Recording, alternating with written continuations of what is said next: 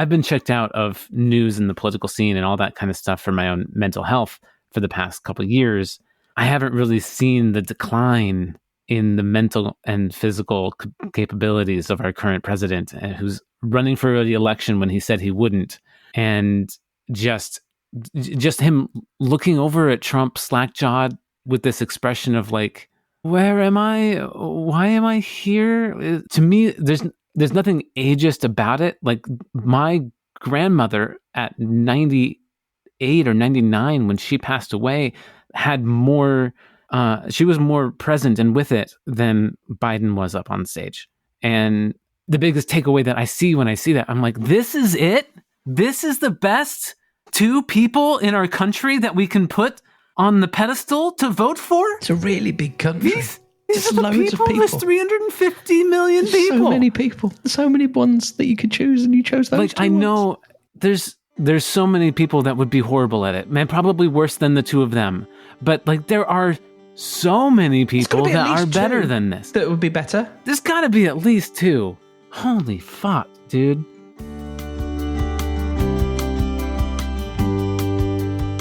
I really like your shirt.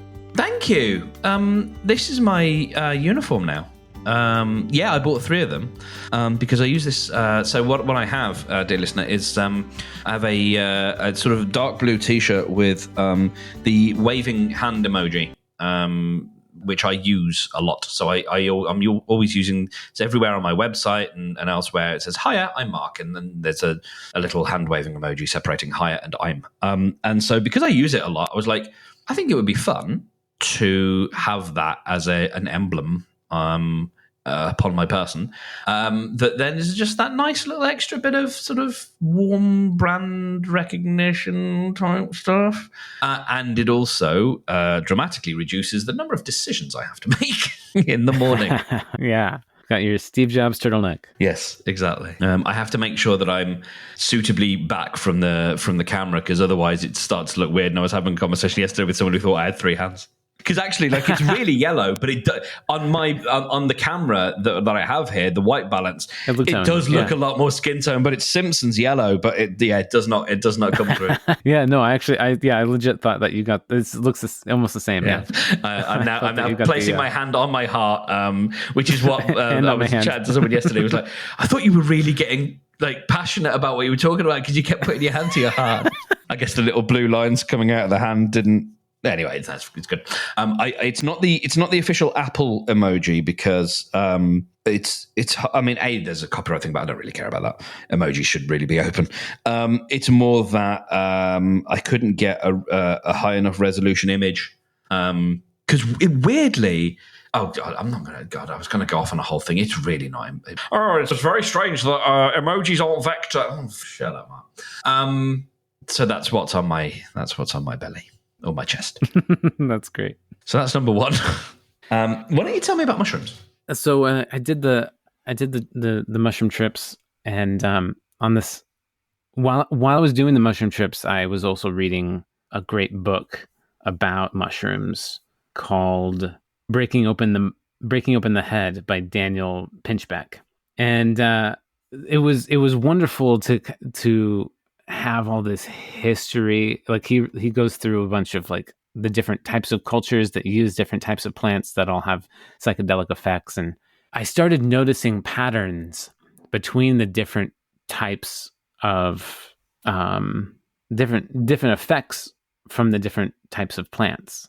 And so like there's vines and leaves and barks and mushrooms, and they all seem to have different properties. Like they affect you differently, of course.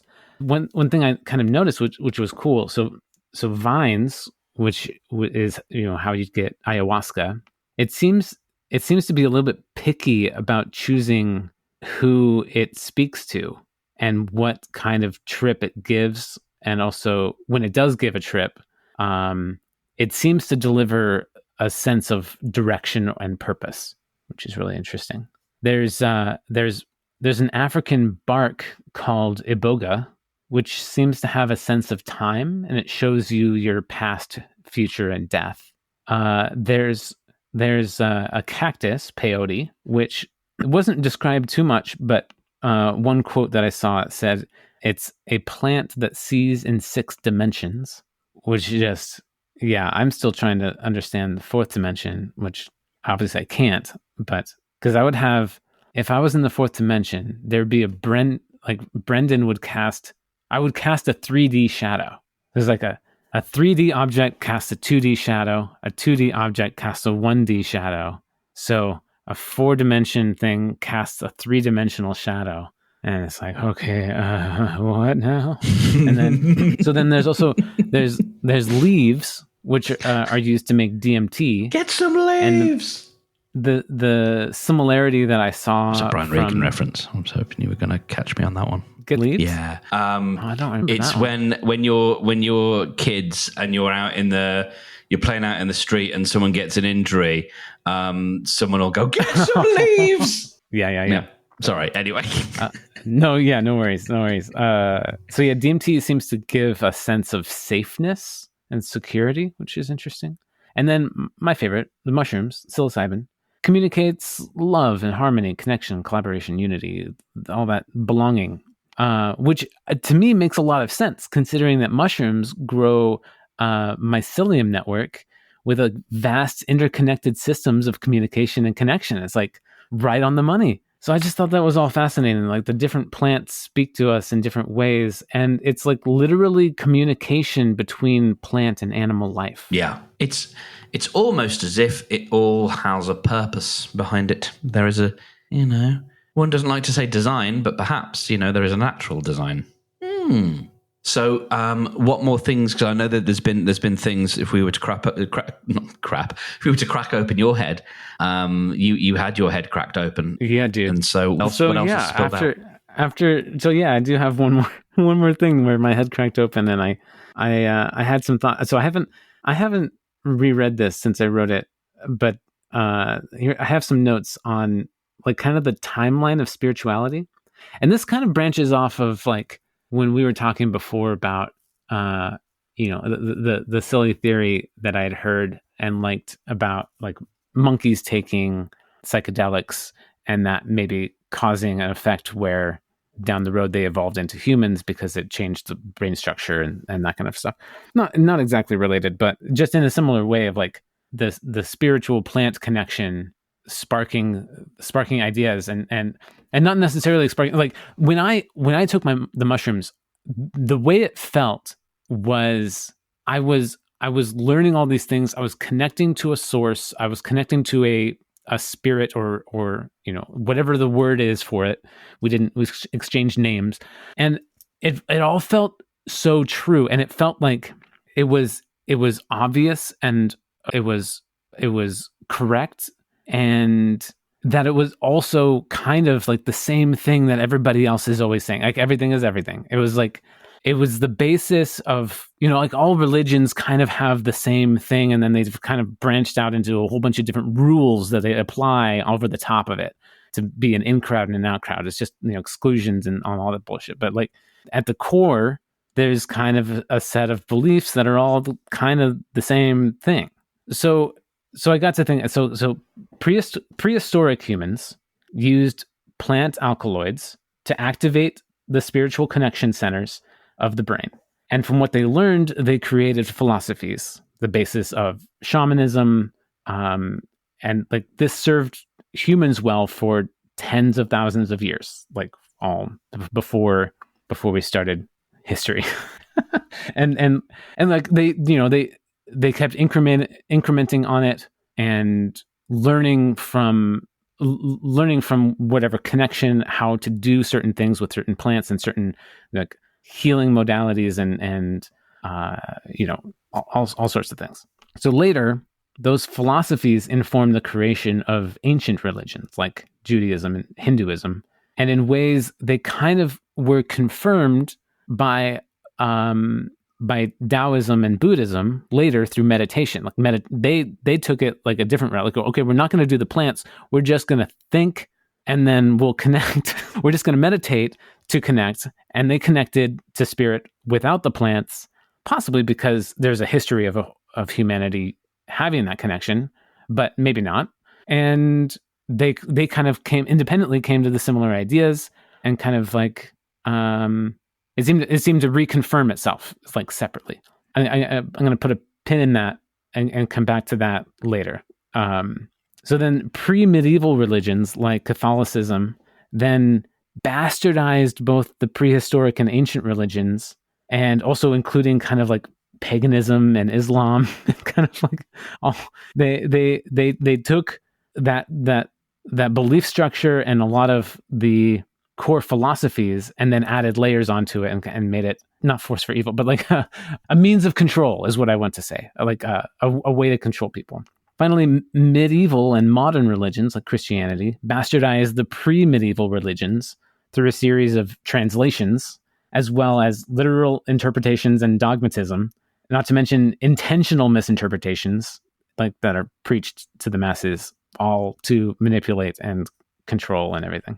And so what I saw was like through this timeline, it's a game of telephone, taking a true connection to spirit, to purpose, and manipulating it into something to manipulate us, using the kernel of truth buried deep within to convince us it's all true. Using the kernel of truth to convince us that their veneer of manipulation is true and right.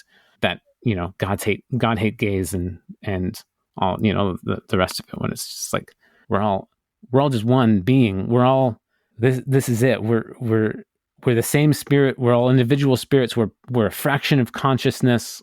It's all one. It's all right. It's all good. We don't need to fight ourselves. Coming back to that pin, the reason why I thought that was interesting, that I feel like Taoism and Buddhism reconfirm through a different method the philosophies that informed Judaism and Hinduism, is because like when I'm going through those trips, my ego is thinking, am I really connecting to something else, or am I remembering and making in my brain real memories that I have of learning stuff about this? Like, is this just awakening part memories in my mind that I'm now replaying as if they're happening in real time, or am I connecting to something that's actually out there?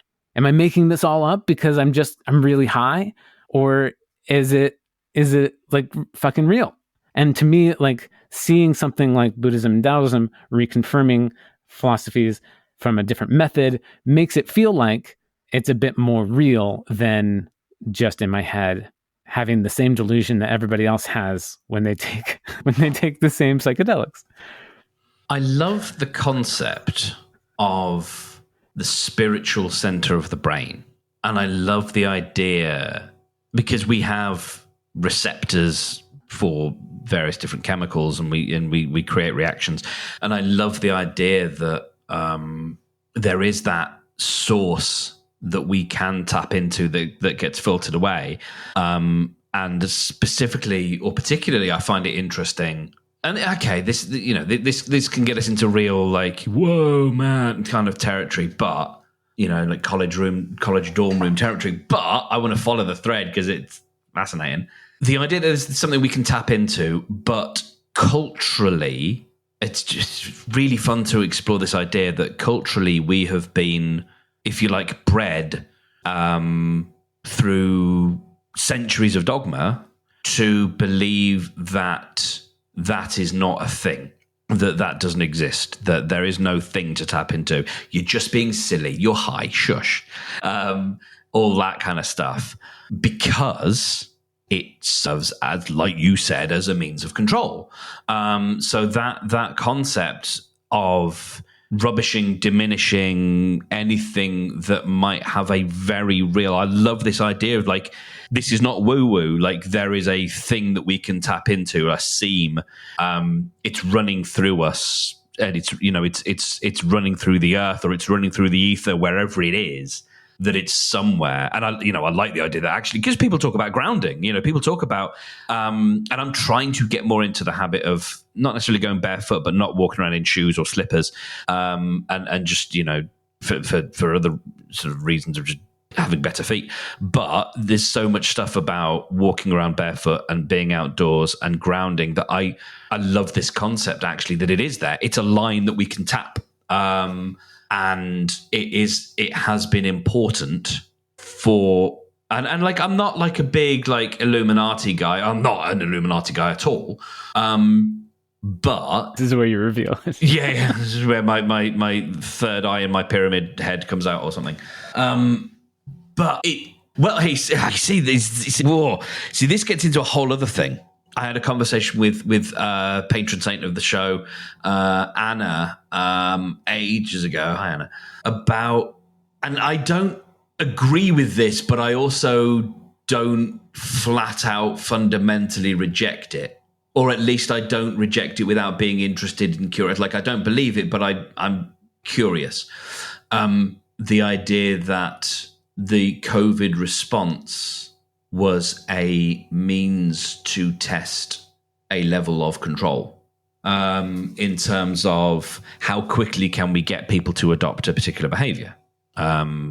Because it was very quick. That stuff spread real quick. And it spread among people who are, largely trying to do their best. And so the whole stay indoors, all that kind of stuff, that was the thing that stuck. Masks, those are the things, we managed to find partisan ways about that. But you know what?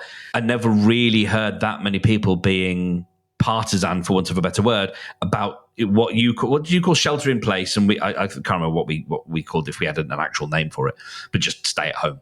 And that guidance and not social isolation, it was called social distancing. And whether it's 6 meters or 2 feet or whatever it was, that's the other way around. Whatever it was, like the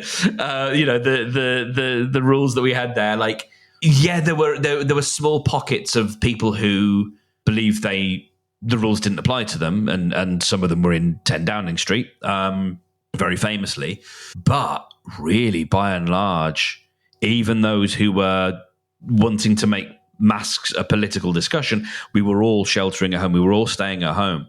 And it's interesting just to sit with that for a moment, and try not to load it with everything else and the deaths and everything else that I don't believe that COVID was an inside job, if you will. But it's interesting to reflect or to look at, or to ask, just asking the questions about whether that response, like the coordination of that and where that comes from. But even if we disregard that as crackpot stuff, I still love coming back to this notion of it is very important for a certain group of people to be able to control a populace. And a great way of doing that is over, in the same way that the Catholics just rubbished and poured scorn on and called, heretical pagan practices and things like that. They didn't just ban them; they ridiculed them. They made them, silly. And there are smart people who can manipulate a motherfucker. And religion is such a great syndication mechanism for dogma, for control. Because we all know, we have a knowing within us. There's this part in all of us that knows there's something bigger. There's some connection. We know that there's something that we don't know consciously.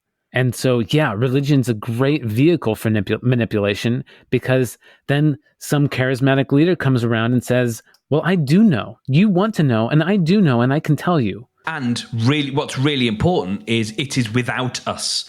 It's not within us. It's really important that the thing that is the means of control or connection is without our world, and we can't touch it and we can't be a part of it. That feels like it has to be really important for a group of people like that, rather than to say, and I'm really, really loving this notion of not just, because, yeah, we've talked before about, we are God, we are all God. God means creation. It also means you. It's different roots for it.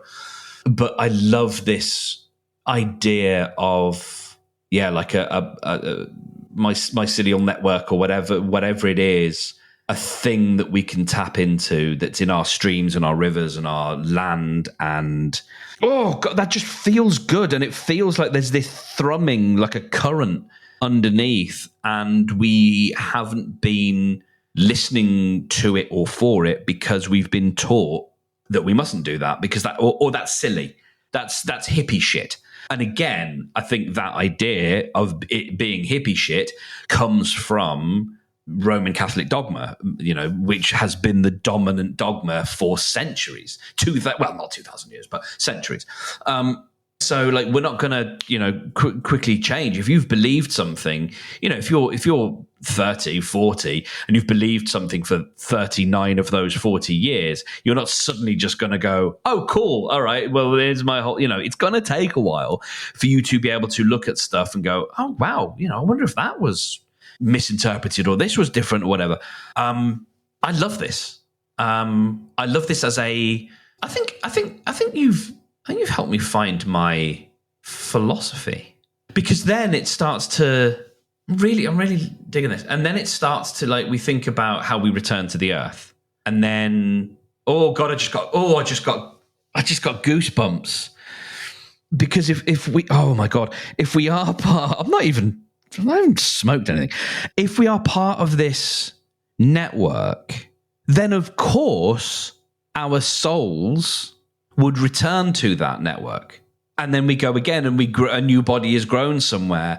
And how that bit happens, I haven't really got a sort of a plan for. But the notion that even if you take that lovely little idea, which I'm sure is apocryphal, but it's a lovely, cute idea that, like, the soul weighs 21 grams. You weigh a body before it's died, and then just after, and apparently 21 grams. How don't know, but that's a thing that people say. And just the idea that just sort of goes back into the earth to then grow a new body somewhere else. Like, to my simple mind, that kind of makes sense. Yeah. I mean, you can't see light until it hits something and reflects it. There's tons of things that, we can't see radio waves and microwaves and yeah, but we can feel things. Like, we've talked about how the five senses aren't all of the senses before. And, like, you can like, if you I don't know how many dead animals or humans you've ever encountered, but, like, you get close to another being that's dead, you can feel that it's lifeless without touching it, without, like, even seeing, like, oh, I know if they're moving or not. You can just feel that that's empty. There's a reason for that. I think there's a connection that's lost. Like, oh, that husk is now shed. I think that's part of it. I think that's where the soul connection is lost. Oh my God. So there's, oh God. Cosmo Sheldrake is a musician. We've talked about him before, not on the podcast. I remember back in the day when we used to watch the WWDC keynotes together, which is not that long ago, actually. It was only like 2 years ago. One of the keynotes, there was a video and there was a song in that video, and I was like, that sounds like Cosmo Sheldrake. And he makes music, a lot of which is using natural sound, and he'll use loop pedals and all that kind of stuff. But he's got some absolutely brilliant ones. But they're all sort of very nature based, and he sings about nature and stuff. His brother Merlin he has a relationship with mushrooms because he, I believe, made a major discovery whilst being given. I don't think it was LSD. I think it was mushrooms. A particular compound or whatever, as part of a trial at a university.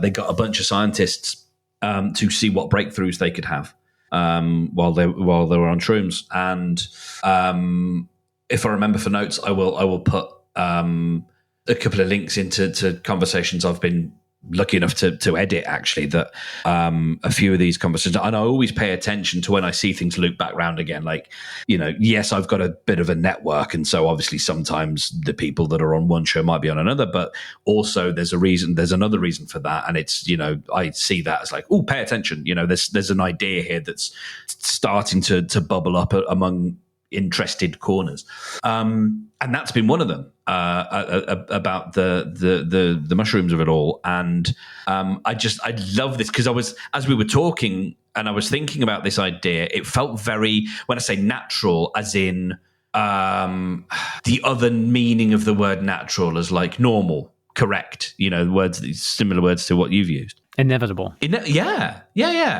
And as I was thinking about that, I was hearing kind of Cosmo Sheldrake music, and I'm just, again, everything is everything. Like, I'm loving the fact that there is that a very real connection between these two brothers who do interesting things with the products of nature.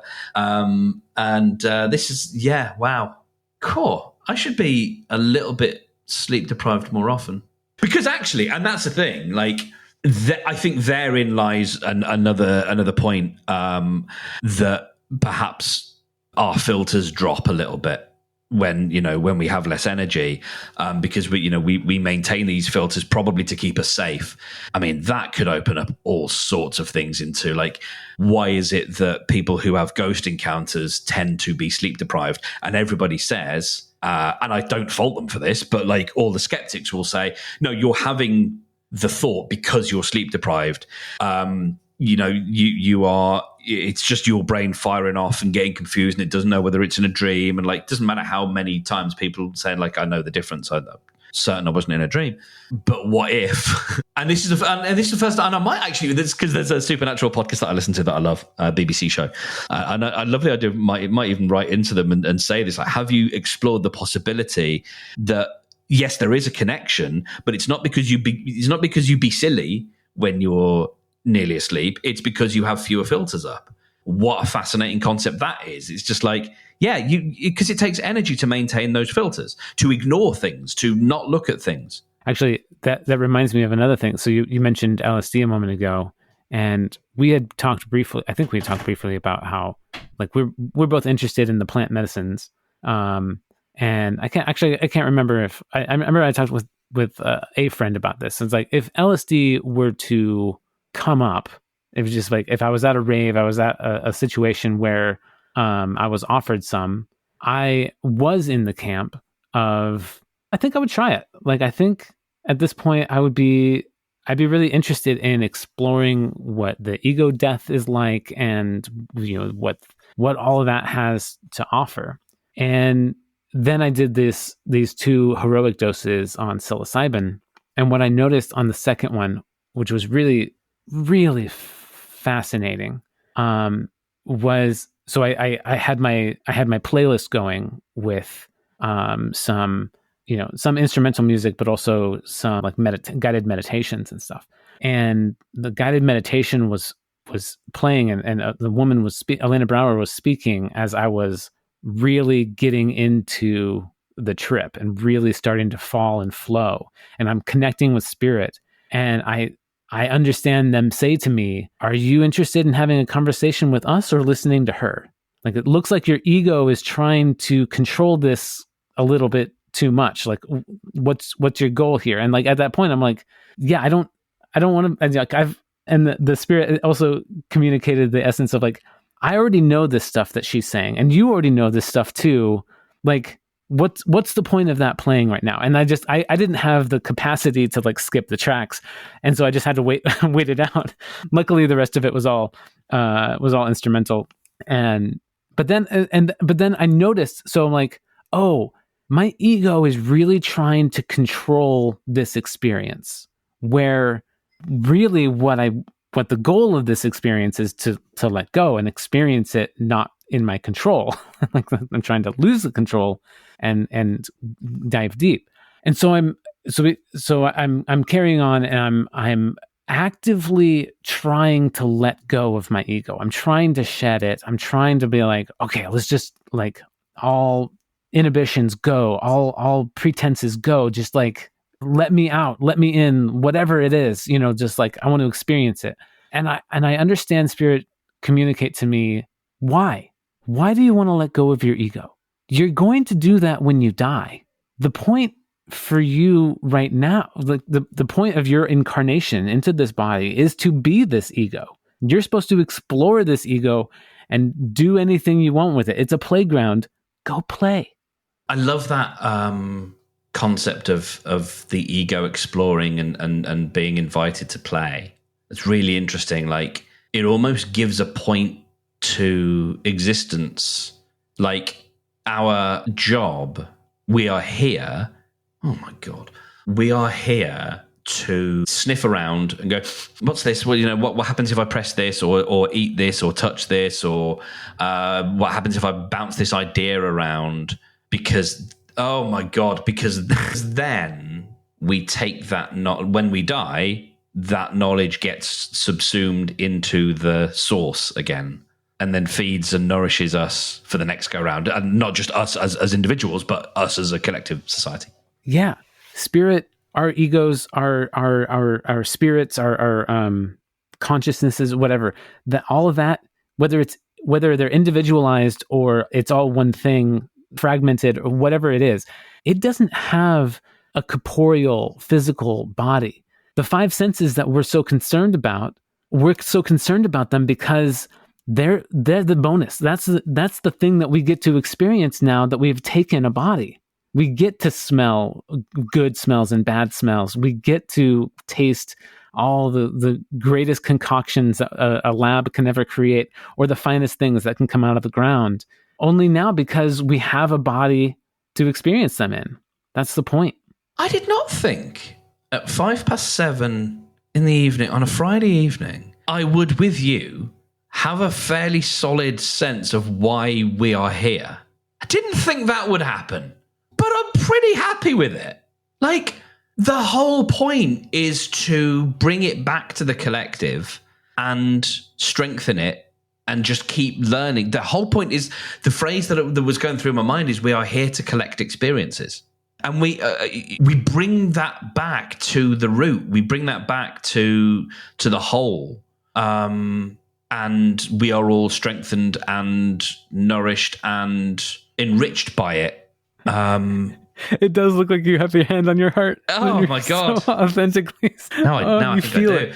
You feel it. Yeah. Oh yeah. We love memories. We love photographs. We love souvenirs, and we love sharing those things, like showing them off to, like, oh, I did this. I just took this trip. Look at all these photos I did on this trip. These memories I had. This collective knowing.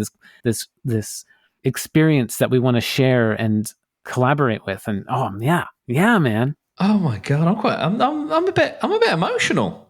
I wonder if there's a couple of things that are competing for my attention at the moment. 9, the Enneagram 9. That there's a thing about 9 being at the top of the Enneagram. It can see all sides. Yeah, and I'm also thinking about the need for connection. And part of what you've wanted to do with God Mode is bring people together. And so this is my other point about being back on my bullshit. I had a call with my business coach guy, who is actually, interestingly enough, one of the people who on his podcast has had people who talk about shrooms and various things. So as much as he's like he's not a hard-nosed business person, but like he's very good at drawing out action from me. But he also loves really exploring batshit stuff, like the stuff we've been talking about for the last half an hour. And when I say batshit, I'm trying to be light, but I also don't want to dismiss it. I don't want to end this call and think, oh, that was fun and silly diversion. Like I want to keep that and keep exploring those ideas, because I think there's something beautiful in there. I mean, guano has amazing properties of its own. You know, it's used in ritual for a ceremonially thing to eat and ripe on your face, and so yeah, that shit. That took me too long to get before I did. The things you learn from Ace Ventura when nature God. Calls. Yeah, Jesus. Guano. This stuff is delicious. That wasn't the quote, but it's been a long time since I've watched that. Yeah, indeed. So one of the things that so we got halfway through our call. We're only supposed to have a half-hour call each week, and we got halfway through, and I was like, because I was talking about various things. I've got a bit of anxiety about I'm in a place at the moment where clients, some clients are kind of downscaling the work they want to do with me because times is tight and all that kind of stuff. But at the same time, just because business is weird, I've got lots of new inquiries all of a sudden. And I think some of the little tendrils I'm snaking out are starting to come back, which is lovely. But I've still got this anxiety about I want to make this amazing, beautiful course. And I know I can make it to a high standard, but what if nobody, what if nobody buys it? Just that simply, what if nobody buys it? And all sorts of stuff like that. And I ended up just saying to him, because so I said, listen, I was a little bit bashful about it. I was like, listen, I've been sort of experimenting with just this little idea. A couple of days ago, I put a little post up on LinkedIn, and I said, I wonder if there's a few of us want to get together, and with that idea of like, times are tight, let's help you get more done with less, kind of thing, and let's help you take action, be accountable, all that kind of stuff. And like, all I need is just a few of you, and then I can pay for a platform to run it. Who's in, kind of thing. And as I was describing this, I said to him, listen, thing is, that's all I've actually ever really, not all for eternity, but like for the last few years, that's all I've wanted to do, is just run a space. Because I was talking about the confidence that I used to have in my previous business. I was confident that Podium was, from a user perspective, like a UI perspective and a care and all that kind of stuff, like it was the best. Like, it didn't have every single feature that all the platforms had, but like it was the most well-rounded, and it was, all that kind of the most well-considered and the most generous, the most full-featured when it, certainly when it came to the things that I cared about. And I was confident in that. Without being arrogant, I could just be like, no, like I can, stand up and say like, I think this is the best of breed for what, we need. And I haven't had as much of that confidence, but I'm, in the last few years, but I'm confident in the idea that a lot of problems, a lot of issues, a lot of questions can all be solved when we just get heads together. And you, I'm sure, will remember being in that space. I don't know if you do remember, but I do. A few years ago, we had a call in one of my little spaces that I was trying to run, and we helped someone make a little breakthrough. It was you and the other patron, Anya, and a couple of other people, and we were just asking questions, and we helped someone really tackle something that was very tricky for them. And it was kind of transformative and fundamental. And that only happens when you get some heads together, when you get multiple people, someone going down this road and someone's like, I'm not sure about that, but it does make me think about this, and ideas spark. I am confident that so many problems, and even if they can't be solved, they can be soothed. And that's really important as well, by just being around people who have similar goals and get it. And so my guy was like, what if you just did that? I was like, it's kind of relief, and also like, thank you I'm going to take that as permission to explore this more. And I think there's a reason I keep coming back to it. It's what I wanted with Podium. Early on, I mean, I was always trying to do stuff, run little Slack things or Discords or whatever, and I wasn't necessarily good at how you do that online, but give me a Zoom room or give me questions and I will answer them. I'm not necessarily curating the space in that way, but like, we're going to meet Wednesday evening on Zoom, and I'm there, and I'm, here's my solution to this, here's my thought on this, here's my question to you on this, and like, I'm good at that stuff. And I just would love to just be able to do that. And so I'm pursuing that. And so the course and all that stuff is still going to be there, but it's just going to be as part of a subscription. And it kind of really simplifies the whole question of how do you work with me? Because I'm like, well, I've got all these different options. Actually, you know what? You just go over here and you sign up, and it's only 30 quid a month to begin with. It will be more at some point, but like, it's kind of a no-brainer price. It's really not a lot. And you'll get access to my brain on demand, but also my brain in Zoom and other people's brains, and other people's enthusiasm and all that stuff. And yeah, it feels natural and right and good. And there is the conversation we've just been having helps cement that for me as why this needs to happen, because obviously like communion is important. And it's something I've striven for without necessarily realizing why, but knowing that I think it's important to help people get together about a specific thing. Yeah, agreed. I love that, man. Yeah, I thought that was such a fun time when we were doing the those calls and and talking through people's problems and yeah, I would love to see that continue. You're a perfect person to do it. It now makes sense in a wider picture of like, going back to this philosophy, gonna have to give it a name, but it feels very mushroomy. That philosophy of like all experience. Oh God, it keeps happening. I keep having these little moments. All experiences are right because it's all going back into the collective pot. So no experience is wasted. No experience is. It's only wasted if you didn't learn something from it. It's like, people talk about failure. It's like, there's no such thing as a failure who keeps trying, which is a Blues Traveler lyric. But it's and even in I can't remember. It's some like tabletop role playing games. If you roll badly and something bad happens, you gain experience points from that bad thing happening, and that's significant. You look like you've had an experience. On this call. I feel like I have. That's amazing. I mean, I'm a bit sleep deprived. I'm not that sleep deprived, but I'm obviously open enough to sit here and it's just the connections have all sort of locked into place in a way that's made sense and in a way that I want to keep with me as a real. So there's an interesting thing that's happening in my brain as well. Like it's seeking, and maybe this is ego, but it's seeking validation for this. It's seeking for this to be a known thing, for there to be a name for this, for there to be other people who believe the same thing. And I'm like, how important is that? Yeah, I don't know. But I feel that too. And I think that's why there's churches and there's why there's gatherings and all that, because like people want to have that outside. The ego wants to have the outside not recognition but confirmation or some shared of a shared idea. It's super interesting. Well, this has been a lovely talk, Mark, and as always, connect to mycelium.